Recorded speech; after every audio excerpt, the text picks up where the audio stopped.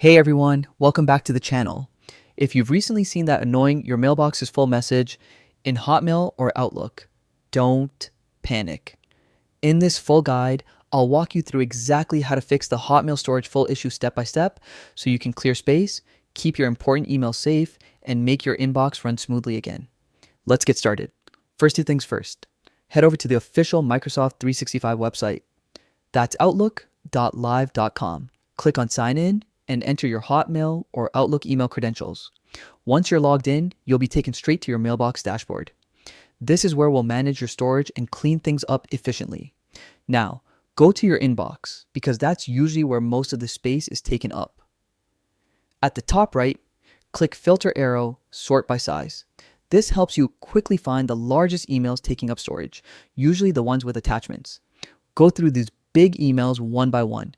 Delete the ones you don't need anymore. But before you do, make sure to back up any important attachments by downloading them to your computer. That way, you don't lose anything valuable while freeing up space. Here's something most people forget. Your sent items and deleted items folders also take up space. Head to your sent items, review old emails, and delete anything unnecessary. Then go to your deleted items folder. You'll notice all those deleted emails are still stored there, taking up space. Click Empty Folder to permanently remove them. Just make sure to double check before doing this, because once deleted from here, they're gone for good. Archive old emails. Finally, if you want to keep your inbox clean without losing old messages, use the archive feature. Select older emails you don't access often, click Archive, and Outlook will move them into a separate archive section.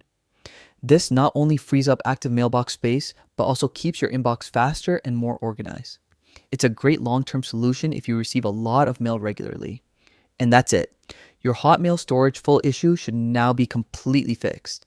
You've cleaned your inbox, emptied unnecessary folders, and archived old emails to keep your account running like new.